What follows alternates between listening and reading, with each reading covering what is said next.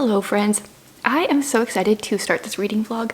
It's been a few weeks, a month, two, since I've done a reading vlog, and I'm just so excited about this one because I want to be focusing on Christmas books over the next few days. I'm also planning on even not just reading for the next few days, but also doing some fun Christmas activities. I have some snacks I want to bake and some fun things I want to do with the kids. But first I want to share my stack of options for Christmas books here. I kind of went through my house and picked out all the Christmas books I could find that I owned, as well as a couple from the library. So I have these two Dear Canada books. This one has 10 tales of Christmas and this one has 12. These are for my daughter. These are middle grade, like the Dear America but the Canadian version. But I thought it might be fun to read one or two of these. I don't know, I think they're kind of all maybe early 1900s. I saw one from 1937, I saw one from 1902, 1948. So yeah, I thought maybe trying to read one of these would be cool. And then I have this, I don't know if it's going to be a trilogy, but it is right now. So A Boy Called Christmas, The Girl Who Saved Christmas, and Father Christmas and Me. I started A Boy Called Christmas on my Christmas read with me last week, I think it was. And I actually finished it the next day. Super fast read, very Roald Dahl-esque. So obviously I've done this one, but these other two are an option for the next few days. Ooh, this one has glitter on it.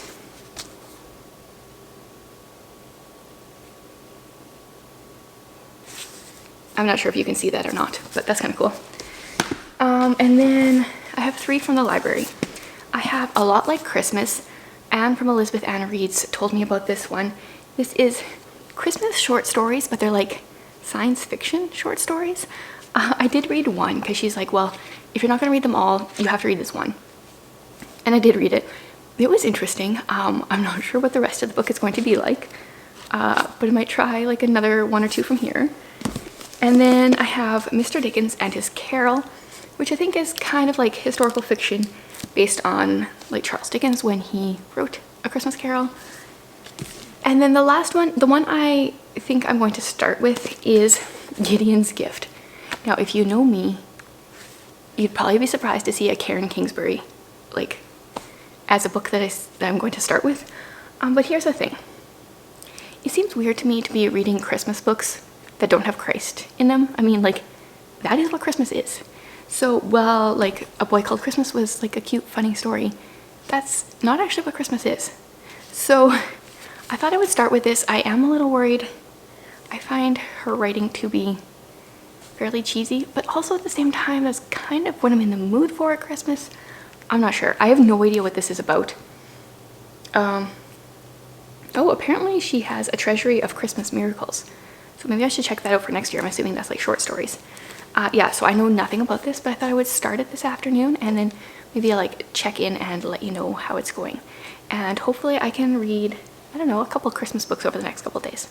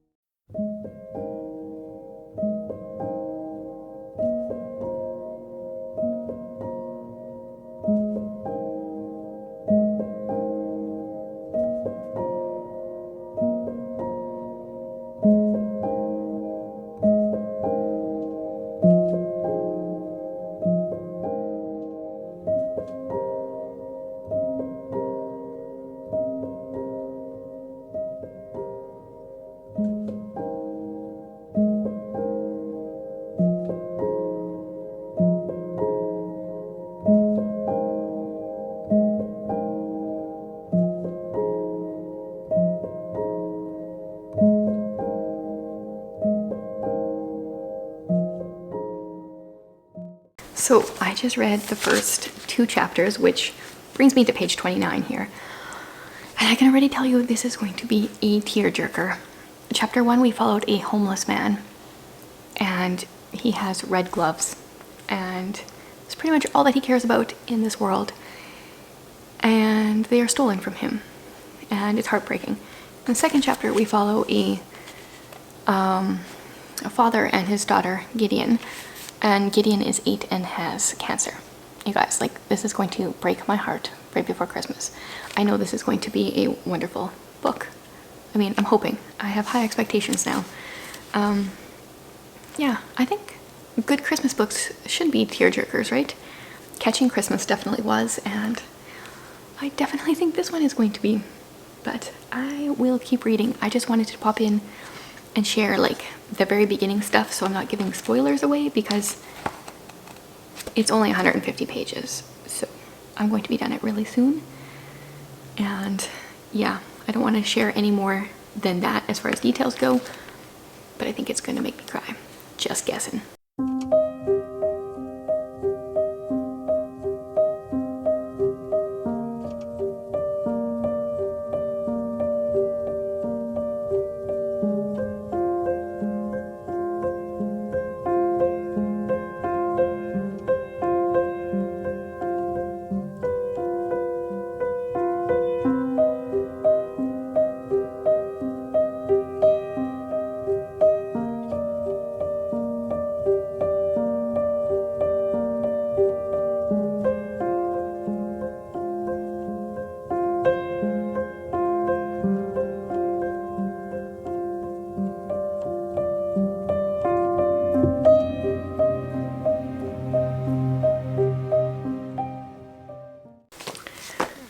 Okay, so at like 3-ish, I was like, oh, I'm starting to get a headache, not feeling very good, and I'm like, why? I don't know. And then I realized, oh yeah, that's what happens when you like read a book and you try not to cry and you hold it in and the tears are still falling down, but you know, you're trying to keep it all in. I've got that like post need to cry feeling. Yeah, this book was really good. I don't know what I'm going to read from here. This reading vlog is supposed to take a couple days, and now none of the other books are really seeming that interesting to me. I might see if I can find her Treasury of Christmas Miracles on ebook through my library, or I don't know, something similar maybe. I'm going to look around. I don't think I'm going to pick up any of the books that I have, but who knows. We're gonna go for a walk in a bit.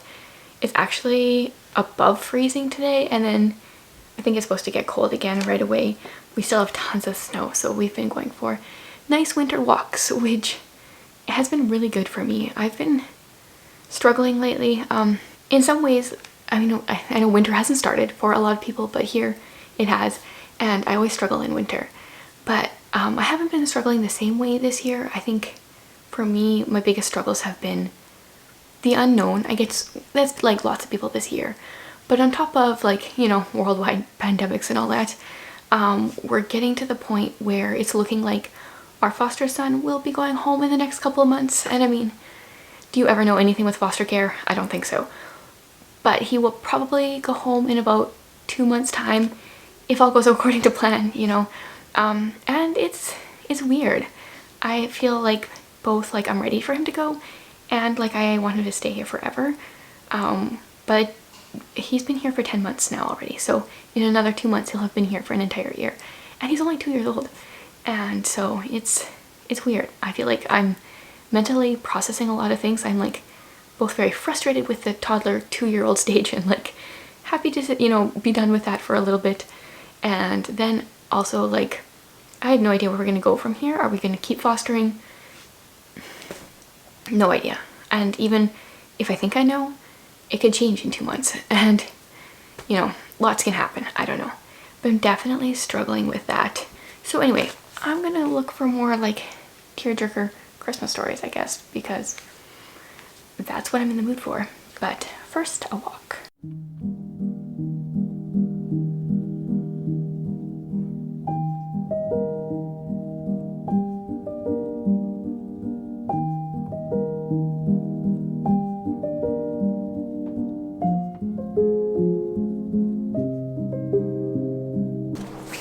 you gonna do with that?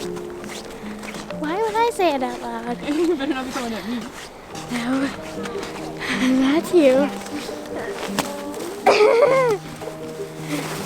You got him. Oh. Oh.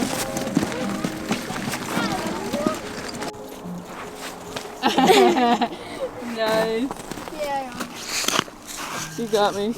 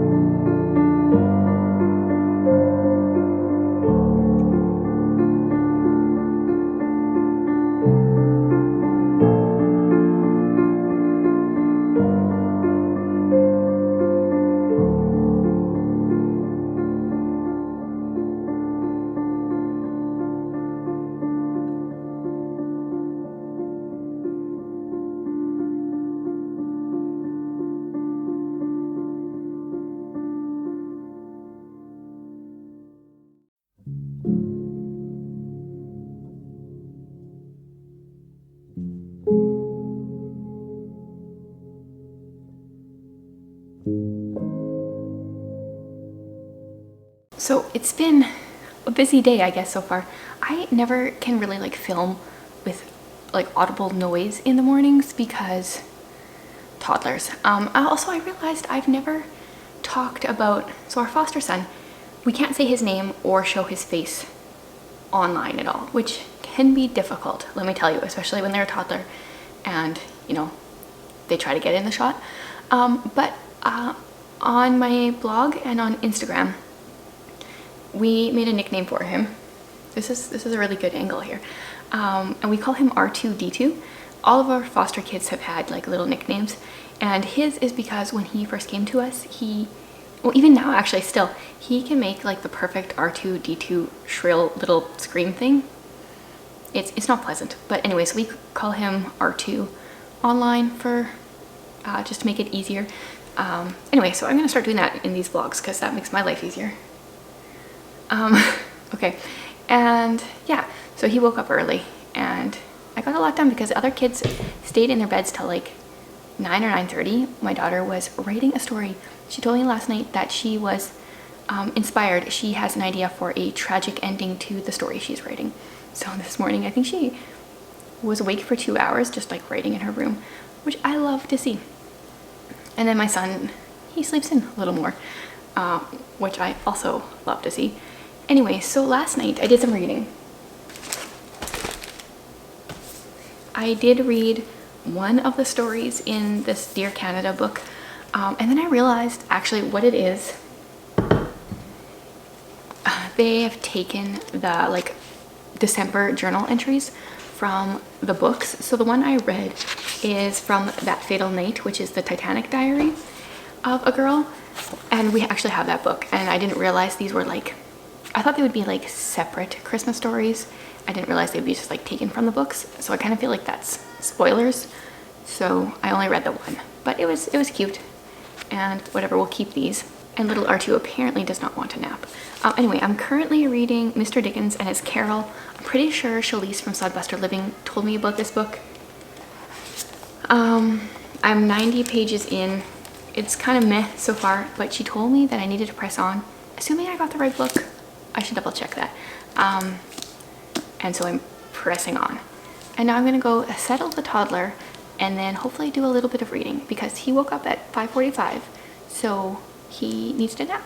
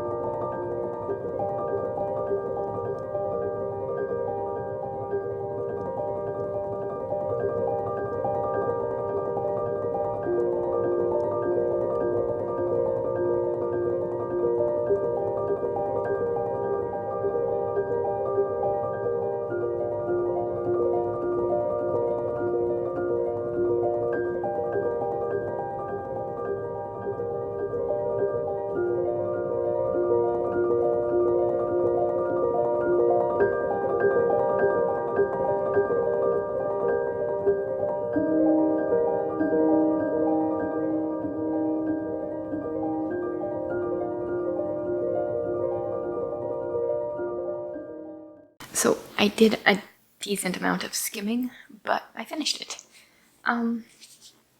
It's interesting, maybe? I'm not sure if that's the right word. I need to go and see like how much of the story is true and how much is fiction. It's kind of weird.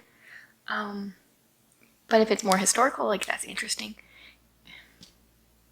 Yeah, I don't know, I guess interesting to read at least a take on how Dickens wrote A Christmas Carol, but not really my kind of book.